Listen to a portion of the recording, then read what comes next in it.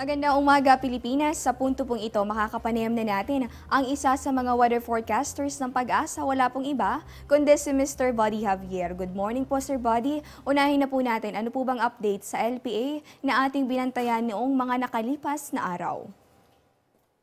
Magandang umaga naman, Desiree, at sa lahat po ng taga-subaybay ng Panahon TV.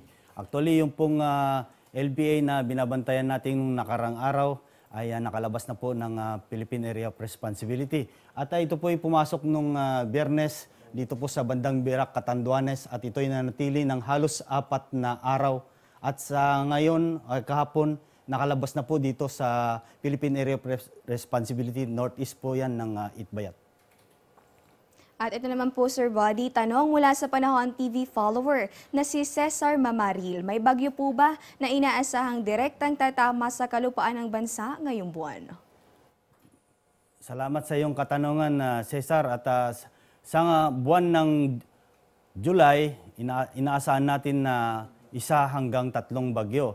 At sa ngayon, na meron na po tayong bagyong dumaan, ito po si bagyong Butchoy, at meron pa tayong natitirang posibleng 2 bagyo na papasok sa Philippine Area of Responsibility. At itong 2 bagyo na kung sakasakaling papasok sa Philippine Area of Responsibility, ito po ay posibleng maglandfall o kaya lilihis dito po sa ating bansa.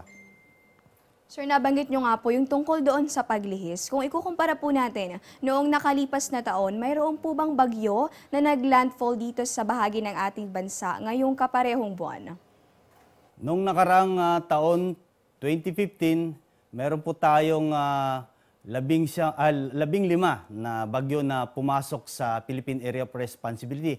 At 7 nito ay naglandfall po sa ating bansa.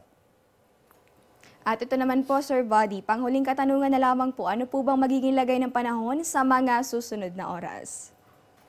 Dahil po sa trough of low pressure area, dito po sa bandang, yung pong low pressure ay nandito po sa, malapit po sa equator, at ang naapektuhan niya dito po sa Mindanao. Kaya makakaranas ng maulap na kalangitan na may mahina hanggang sa katamtaman mga pagulan at pagkulog-pagkidlat ang Mindanao. Samantala, bagyang maulap hanggang sa maulap na kalangitan na may pulupulong mga pagulan o pagkidlat-pagkulog ang maranasan naman dito po sa Metro Manila at nalalabing bahagi po ng ating bansa. Kasama na po yan yung Luzon at saka Visayas.